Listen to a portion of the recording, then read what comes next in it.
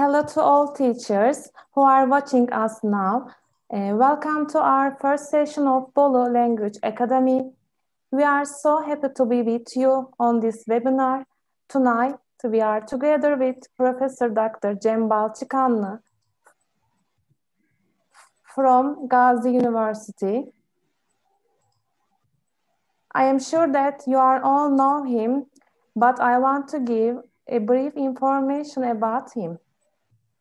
Born in Istanbul in 1980, Professor Dr. Cem BALÇIKANLI graduated from Gazi University, Department of Foreign Language Education in 2003.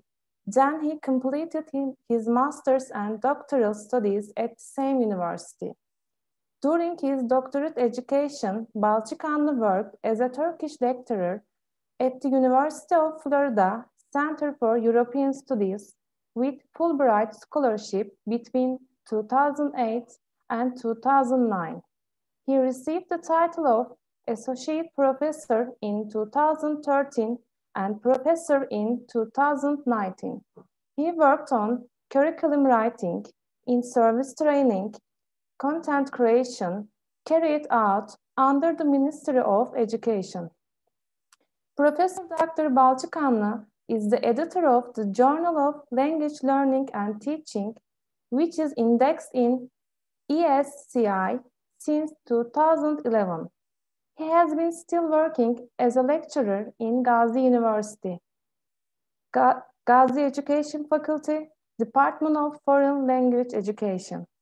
Now, I will give the floor to Mr. BALÇIKANLI.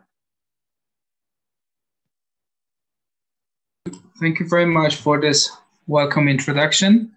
I hope everyone is feeling fine. And first of all, I would like to thank you guys for inviting me to give a speech entitled, "Is English a Subject to be Taught?" Basically, today we're going to be talking about whether English is seen as a subject or not. But within this perspective, we have a better idea, obviously, because we're going to have a look at different dimensions of language learning and presumably language teaching.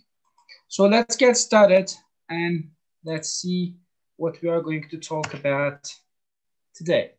But first of all, since we language teachers, like sharing and interacting with others, that would be better if we do an activity.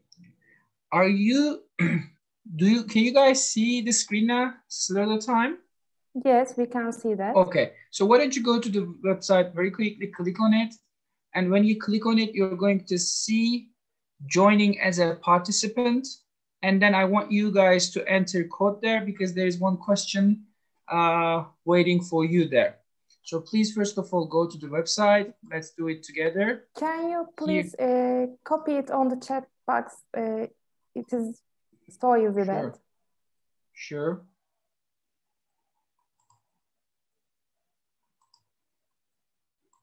$24,889. I'm just going to copy it.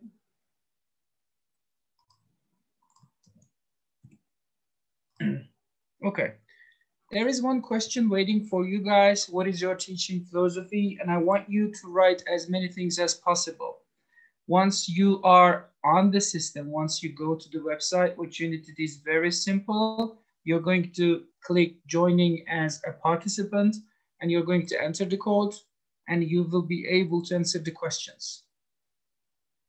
It's like Kahoot. You are familiar with that, I'm pretty much sure.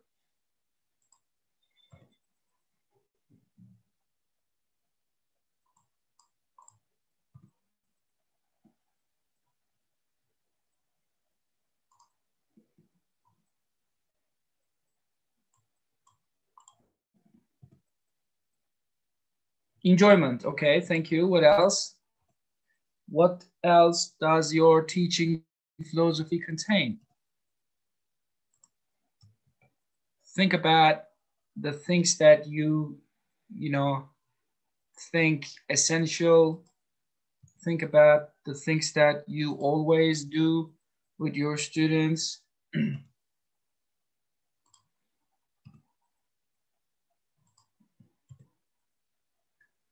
It's a good one, enjoyment, because solving puzzles, okay. When there is fun, there is still hope for learning utility, whether it's useful or not. I think this is what she meant or he meant. What else? Could that be your teaching philosophy? Fun, good, because English is not a subject to be taught, or is it? Interactive games like we are doing now, as long as we have interactive games or interaction in the class, it means there is still hope for learning. So as long as you guys do your best, your teaching philosophy, okay? As long as you guys involve your students in the learning process, that's what I'm trying to do now. I'm trying to involve you guys in the presentation, entertainment, critical thinking, and do your best other things as well. Thank you very much for your participation, because this is highly critical in most cases. And so here's the question, and I'm very curious about your responses, because it's not going to be a lecture. I will not be just, talking about whether English is a subject or not. Rather, I will encourage you guys to contribute to my perspective into whether English is a lesson, English is a subject or not. So what would you like to say? I want you guys to write your comments on chat. Is it, yes or no? What would you like to say? If it is yes, put your reasons. If it is no, then what is not? Please, you are all welcome to contribute to this question, because I do know this question has been always asked by a lot of people around us. So what would you like to say? I see there's some comments. No. Okay, what else? No. I think it can be a lifestyle. That's a nice comment, not a subject, because English is everywhere, like mathematics. It's a culture. Okay, what else? What else? What do you guys think? What else? Because I've got my own responses, and I'm very curious about my responses would overlap with yours. It's a culture. Nice, Özlem Hocam. It can be a lifestyle. Let's see what I have. No, it's not. English is not a subject to be taught. Maybe this is the first perspective that we have to take on. Otherwise, we keep getting the question, why cannot we teach English, Hocam? Because English is not a subject to be taught. And I personally and scientifically believe that there is a, huge connection. There is an important connection between the way we perceive language learning and the way we acquire, we achieve it. Because we don't teach it. Teaching is that. It is not what we understand from this.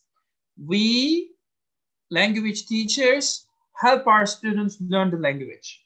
That is the case. It is the perspective that we have to take in the 21st century, because we don't put the knowledge in the brains of the children. We actually construct the knowledge together. It's not a myth. It is more than a reality, because as far as language learning is concerned, this is what more or less we have to agree on. We help our learners learn the language. We don't teach it. Why we don't teach it? Because in language teaching, we don't have content. In geography, in biology, in mathematics, there is content that needs to be delivered to the minds of the children. But what do we teach anyway as language teachers? We help people learn the language. We teach communication, and I'll talk about that. Here, one important component that we have to be very clear, because I have been observing a lot of classrooms around Turkey, and this is one of the things that I see. We help our students become communicatively competent. So I'm looking at the chat again. What do you guys know about communicative competence? What springs to mind when somebody says communicative competence? What would you like to say about that? Does it ring a bell to you? Because if we take this perspective into account, which means we are not teaching English, we don't believe that English is a subject to be taught. Communicative competence. we have to go back to 1980s because communicative competence refers to this. Fluency in speaking. Thank you very much, Tubajan. Thank you very much. One can express himself or herself easily. Learners use language as a tool. That's a nice comment. Students can easily express himself or herself. Wonderful comments. And this is more or less what I have. Scientifically speaking, we language teachers have to take advantage of science, theories, because theories are going to help us feel confident in practice. I see a lot of people around me saying that we don't need theories, we need practice. They are wrong. We need theories to do things better in practice, period. So communicative competence basically refers to a learner's ability to use language to communicate successfully. It is not about knowing about the language, because I don't care whether you know about present perfect.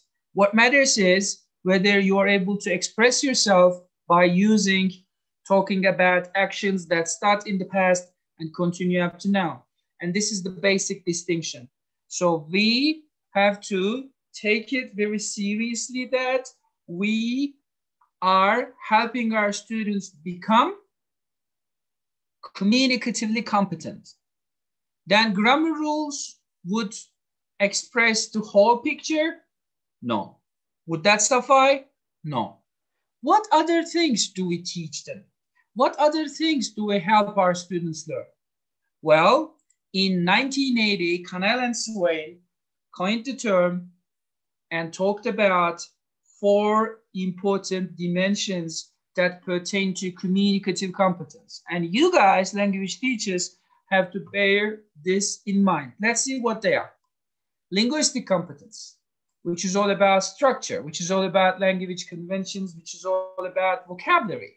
In order for me to express myself, do I have to know the vocabulary? Yes. What about pronunciation? Yes. This is what I have to tick. I have to put a tick.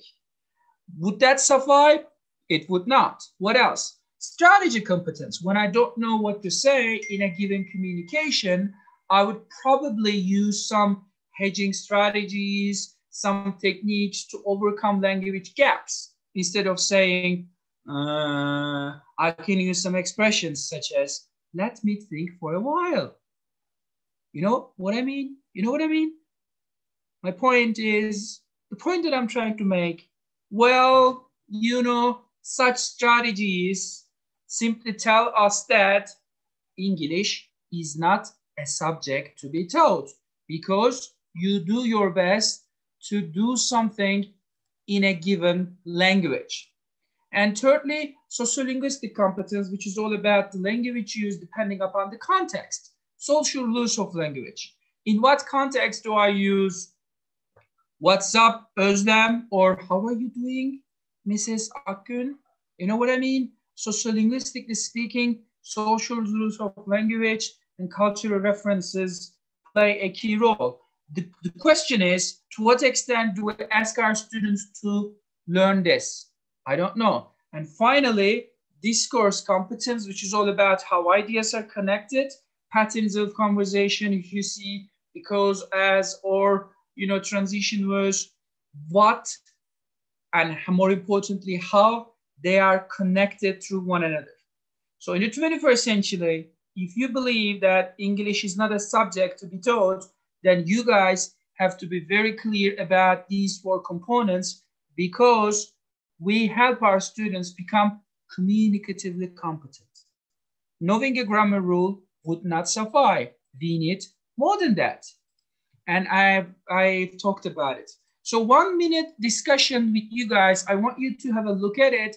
And do you agree with the statements? And if you agree, why? And if you don't agree, why? I am very, willing to hear your opinions. Do you agree?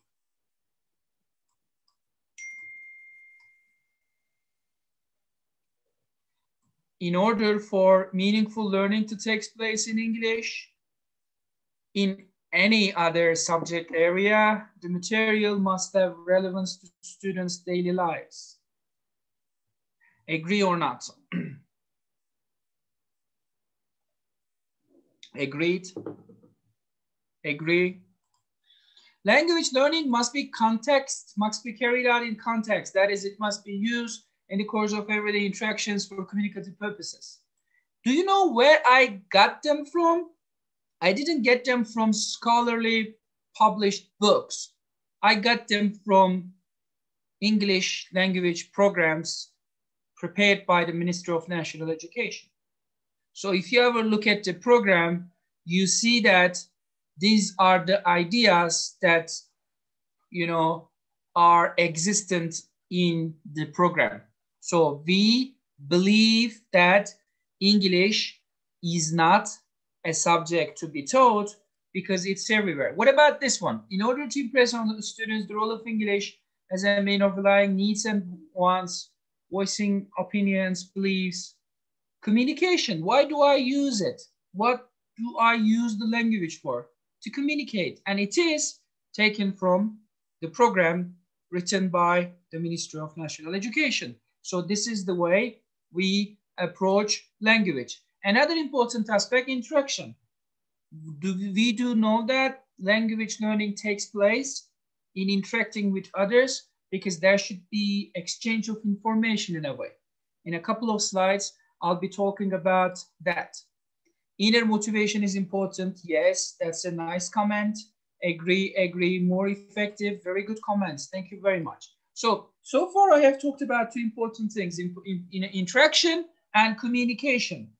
Since they are the cases, we come to the conclusion that English is not a subject to be taught. Let's see what I have. So the conclusion is this. It is an important aspect of life itself. But you guys have to question yourself whether English is seen as an aspect of life itself in Turkish context. Probably not, because English is considered to be an EFL setting. It's an EFL English as a foreign language. So it would shape the perspective a lot. So let's have a look at the journey that I'm going to take with me. How we weave language learning has a huge impact on how learners learn. So if you believe language learning is a combination, is accumulation of rules, then you're going to help your students accordingly. But if you believe you are very much concerned with language development, then you're going to take it your perspective accordingly. What is your philosophy? The question that I asked at the very beginning of the session matters a lot to me, because the way you approach learning, the way you approach teaching, the way you approach language has a huge impact on how you're going to help your students learn it. Is English language more like a history class, or is it more like a skill-based approach? It is not the first one, but the latter, because we don't teach content. Altını çiziyorum. We don't teach content. We don't teach biology. We don't teach geography. We teach communication. And how are we going to do it? That's a very commonly known activity here, which is Silly Sally. And if you are familiar with that, you can work on this one. You are going to have your students, and you're going to start saying, my name is Cem, I like balloons. And then Özlem Hoca is going to say, his name is Cem, he likes balloons.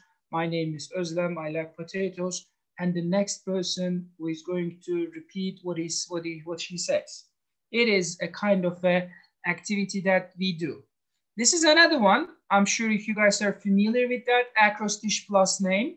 Let's do it together here, because if you guys know, or if you guys do such activities in your settings, you are getting the message that English is not a subject to be taught. So I'll go first. I'll start saying chair, elephant, and milk. Please do the same for you. I want you to find a word that you see in your name, acrostiche name. You are very familiar with that. This is a typical activity that we use at the very beginning.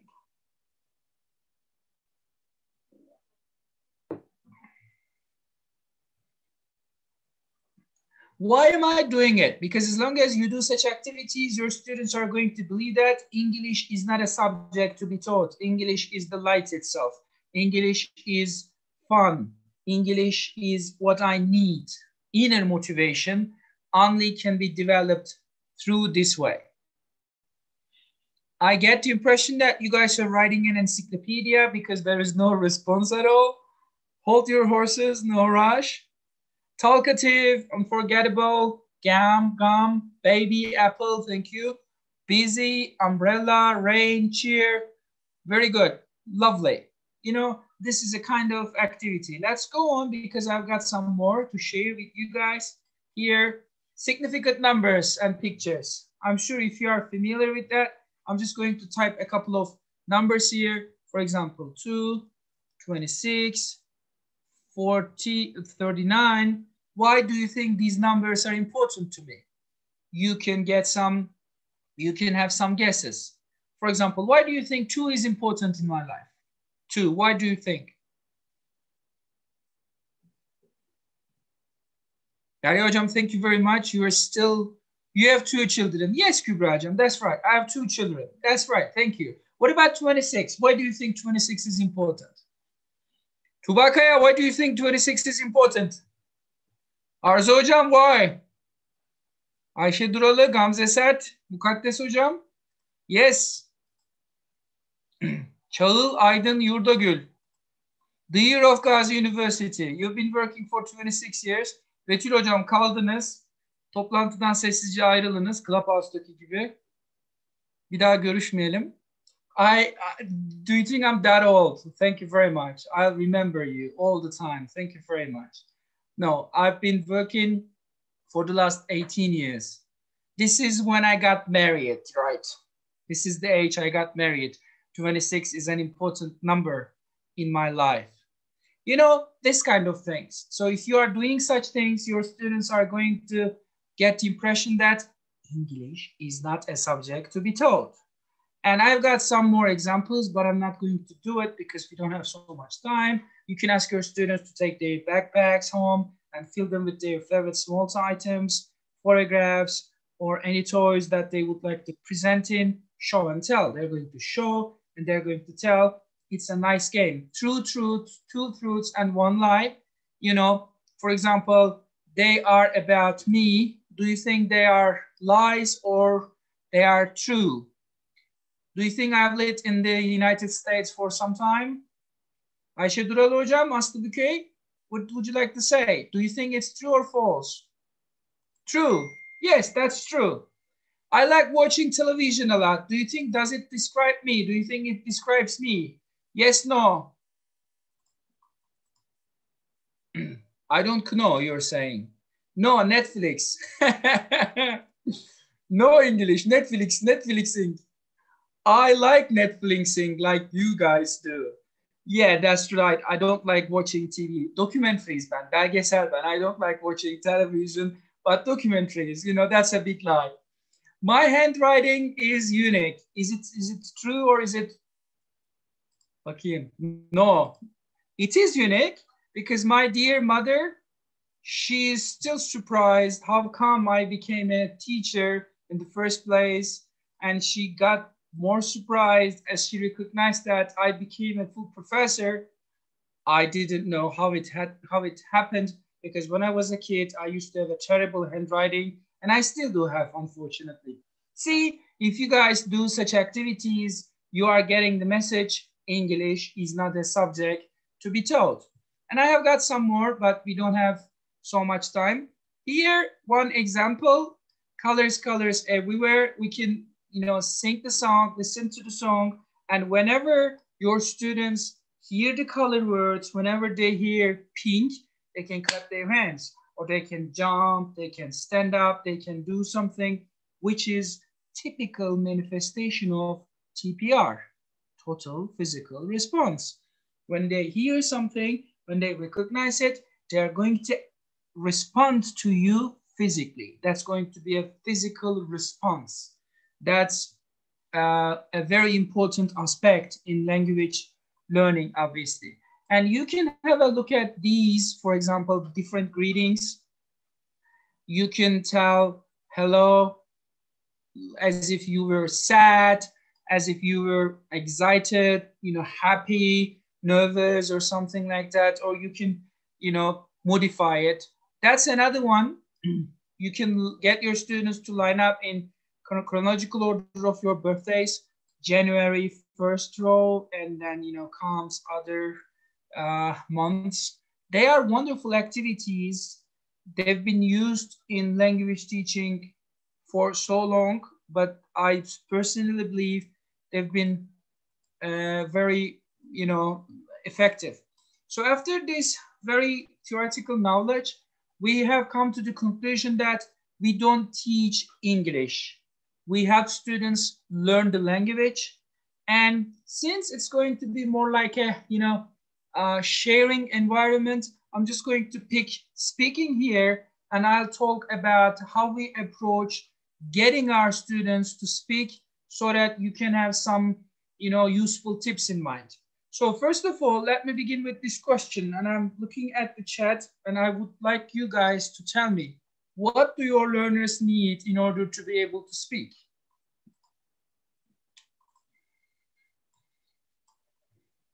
I see that there are students, zillions of students looking at you when you were asking him or her a question in English. Yes, they need practice, they need acquisition, they need structure, for example.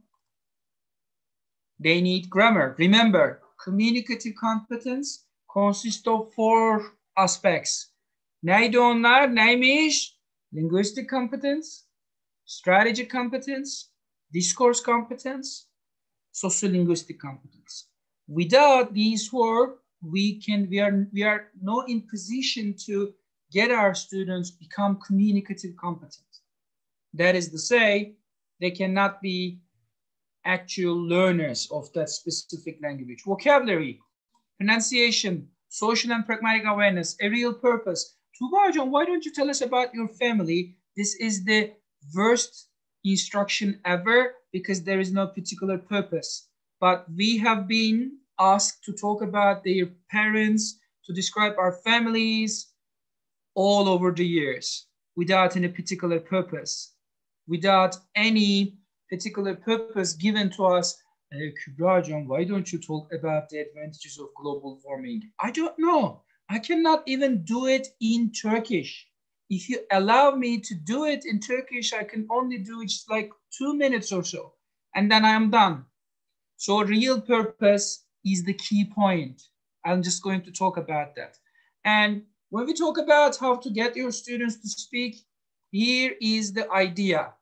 Communicative language teaching fosters the use of collaborative learning activities in real life situations. And obviously, we have to create more pair and group work activities because they feel more relaxed this way. And let's have a look at this one. Each skill is presented in 3 stages, period. Çivi gibi, çak, çak, çak. Each skill is presented in 3 stages. That is to say, pre, while, and post. If you ever get this, if you ever internalize this, you can be in position to believe that English is not a subject to be taught. So let's focus on the first one, purposes of pre-speaking. Why do I get my students to speak?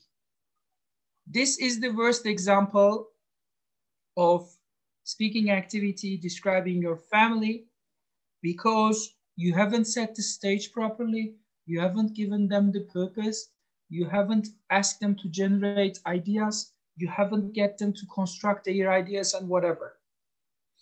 As long as we do something like that, that is going to be obviously normal if they cannot produce anything at all.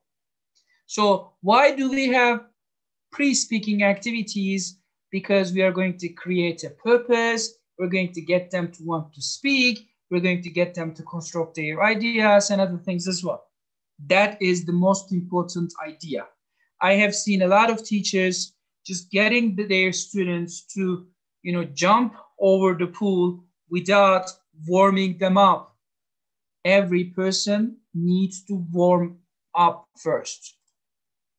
So as you can see here, pre-speaking activities, you could use some activities with, listening or reading activities. What is the idea? The idea is students should be triggered here. What could be the activities that we can employ? Well, they could be a lot of. Weaving a video. Okay, we're going to weave a video about global warming. I want you guys to focus on the video very carefully and tell me what are the reasons of global warming. Why don't you take some notes? They are getting input in the first place. I cannot be very much eager to talk unless I have this. Listening to a speaker, looking at the photos, jotting down ideas and other things as well. That is the most critical aspect. If I do something like that, I can get the impression that this is not the case. English is not a subject to be taught. For example, have a look at this one. Find someone who can be perfectly used as a pre-speaking activity because students can have some ideas before they actually speak. And after students have these pre-speaking activities, we have got while speaking activities. Kübra Hocam, what is your name? Tuğba Kaya, what is your surname? I have seen a lot of teachers asking such display questions because display questions are the questions that you already know the answers. There is no necessity for asking this question. Kübra Hocam, what is your name? I do know that that's Kübra, but in language classrooms, we have seen a lot of activities this. So there is two types of activities that I would like to cover today. The first one, information gap activities, and the second one, opinion gap activities. Information gap activities are lifesavers. Neymiş? Information gap activities are lifesavers. Because I have got some information that Özlem Hocam doesn't know, there should be the exchange of information. Özlem Hocam, how many children have you got? I don't know. Kübra Hocam, what do you think about global warming? I don't know. You know what I mean? You think about the type of activity, student A and student B. Different learners have information and have to communicate. Altını çiziyorum. Have to communicate to complete an activity. I've got picture A, you got picture B, so I have to ask you to complete the task. And I will have some more questions in a couple of slides.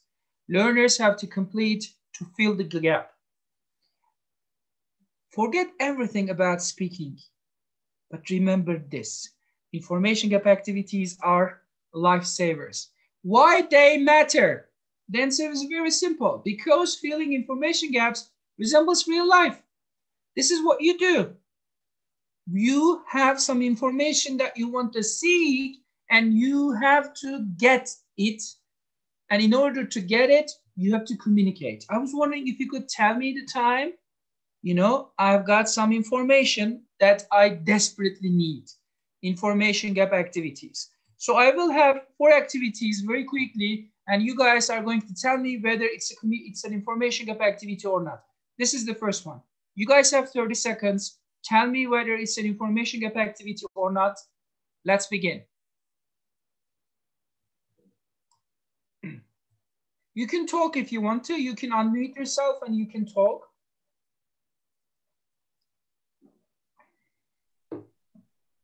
You can unmute yourself. Yeah, you can unmute yourself and you can talk. If you don't want to talk, you can just type. Yes, we can talk about it as a fill and gap information gap activity. Why is that? In these questions, we can say yes, no, or short answers we can use. Yeah, that's right. And more importantly, sevgili öğretmenim, I don't know whether you're married or not. I don't know whether you have children or not. You know, that should be real life purposes, exchange of information. But if I know that you are married, are you married? That is not done at all. And we believe it's a kind of exercising, but it is not. Deliberate practice. Neymiş? Deliberate practice is essential. Bilinçli pratik. Deliberate practice is essential. Please Google deliberate practice afterwards and you're going to see. Thank you very much sevgili öğretmenim for your contribution. Let's go on with the next one. No, yes, because no one knows the answers to the question. And this is the second one. Tuğba hocam, you seem to have an answer. What would you like to say about that? Is it an information gap or not? Time is ticking.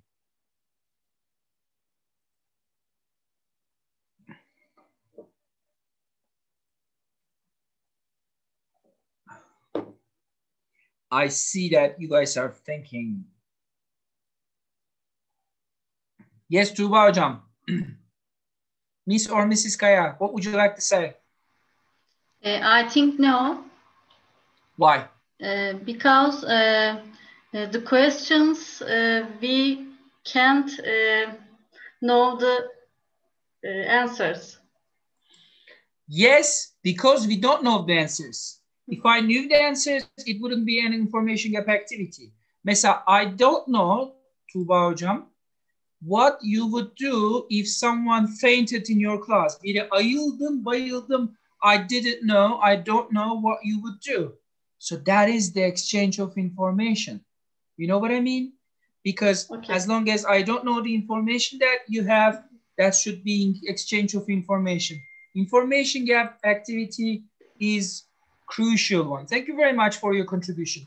And this one, yes, the learners don't know what their classmates think about the answers to questions, because I don't know whether Kübra Hoca would do anything, because I don't know whether Mukaddes Hoca would do anything, because I don't know whether Elif Acar would do, I don't know, in this situation. You know what I mean? That is going to be exchange of information. Neymiş? Exchange of information. I don't know what you know. One last question, one last activity. Is it an information gap? Yes, no, why? Celile, Aylin, Muazzez, Betül, Çağıl, Simay. Is it an information gap or not?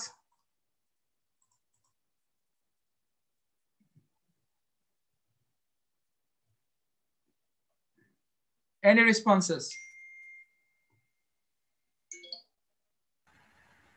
I think it is not an information gap activity. It is about making dialogue. Yes. No, because both learners can see the dialogue and know what is coming. There is nothing unexpected. Role play, I think. Yeah, one of the things that I have to tell you guys, be unpredictable. If you are very predictable, you cannot create this miracle. You cannot make this miracle. You have to be unpredictable. Thank you very much for your contribution. We have talked about it. And I told you I have got some examples. This is, if you click on it, you're going to see this website. You can check it out. There is going to be a lot of good information gap activities here. Let me share the link with you guys. And the second one, some more activities here, information gap activities. They've been widely used, and I'm sharing the link with you guys here. But there is one more.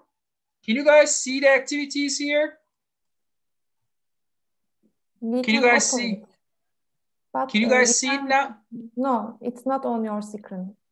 Okay, let me just share it once again. These are wonderful. Now, can you guys see? You work in the Benton Tourist Information Office. Have the tourists, you come. Can you see it now? Yes, we can see.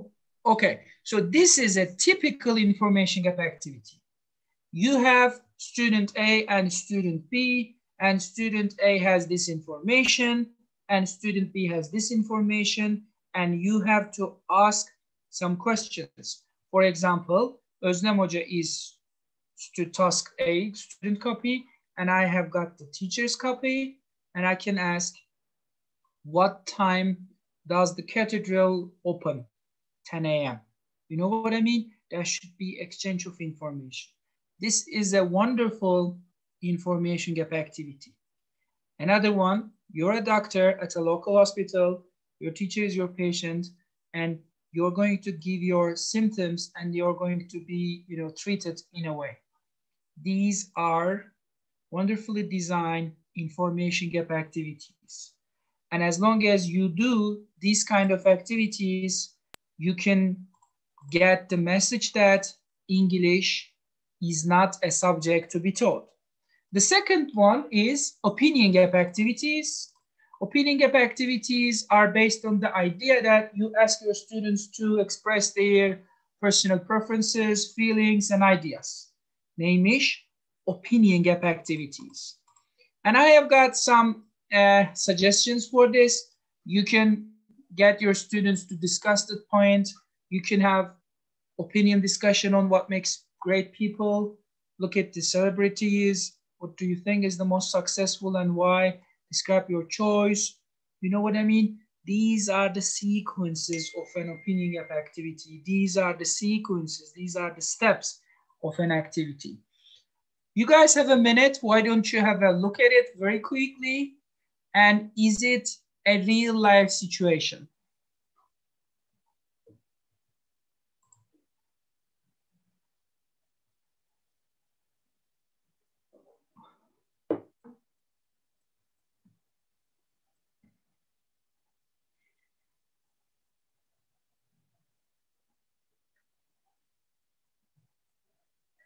You have got one free ticket. So there are 5 students and you're going to select which one. That is real life. And as long as you do such activities in your classroom, you are getting the message that English is not a subject to be taught. I'm not talking about repeating the same thing on and on without any particular purpose. I'm not talking about writing a word 100 times on the board. I'm talking about real life activities.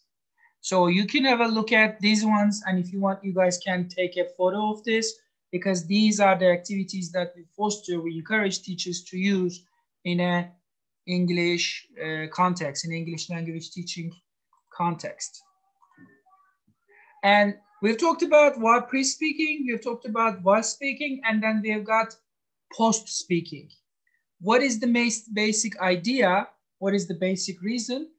Because we just want to consolidate, we have just to back up, we have just to reflect upon their performance. For example, while speaking activities allow people to speak about whatever they've been provided. When it comes to post-speaking activities, you can get them to write a journal, to prepare a brochure online, to prepare an invitation card, or to prepare, something that they can do online. You know what I mean? It's going to be more like, production based. So make sure that you have this post-speaking activities. And if you guys have no questions about post-speaking activities, I can, tell you that post-speaking activities mostly need to be written production, because students do something orally. So that would be a good match if you get your students to prepare a brochure, prepare a booklet, prepare a poster using Glockster, other Web 2.0 tools, and other things.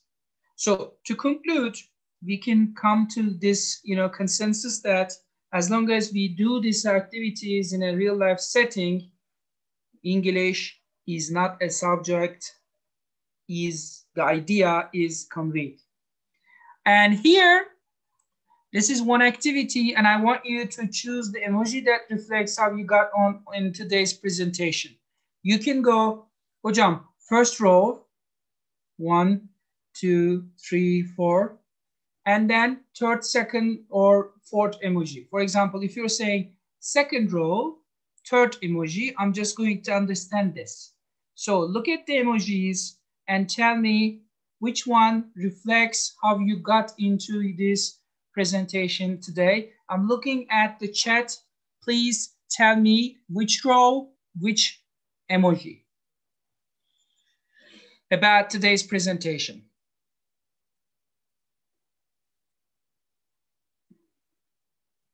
One, two, three, four. Second row, second one. Okay. Second row, 8. 1, 2, 3, 4, 5, 6. Okay, thank you. First row, last. Okay, same here. Thank you. First row, second. Okay, thank you very much. You know, as long as you do something like that with your students, you're getting the message across that English is not a subject to be taught. This is my Twitter account. You can always follow me. You can get some ideas and recommendations here. And this is my Instagram account. You can see, you know, my ideas and my comments, obviously. And this is one of the important statements that I really like.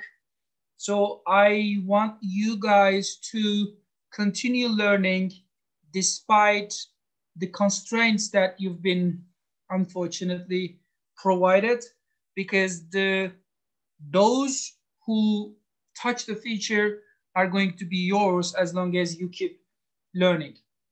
When I was at university, I had this wonderful book. I read this wonderful book, Martin Eden, written by Jack London. And in that book, there is this statement: I'm going to introduce you my best friends, and I'm going to do the same thing. They are wonderful books that, you know, shape my thinking about teaching, learning, you know, learning and teaching, English language teaching and teaching, you know, different aspects. So I would encourage you to take a photo of these books, because they can be very, very much, you know, effective. And I've got 2 more books. They are in Turkish. This one, Çocuklar Okulu Neden Sevmez? That's a nice book that you can offer, you can suggest to your parents. Even you can read it yourself. And the other one, Çocuğum okulu sevmiyor ama oyun oynamayı çok seviyor. As long as you get them to play activities like I've been explaining, they're going to understand English is not a subject to be taught. So I would like to conclude my presentation with this wonderful quote: the great teacher inspires. As long as you leave the session and as long as you get inspired by this presentation, by me, that is the best prize that I can have. And I want you, and I need you, and I encourage you to inspire your kids, because you can change, you can make a change in their lives. Thank you very much for listening.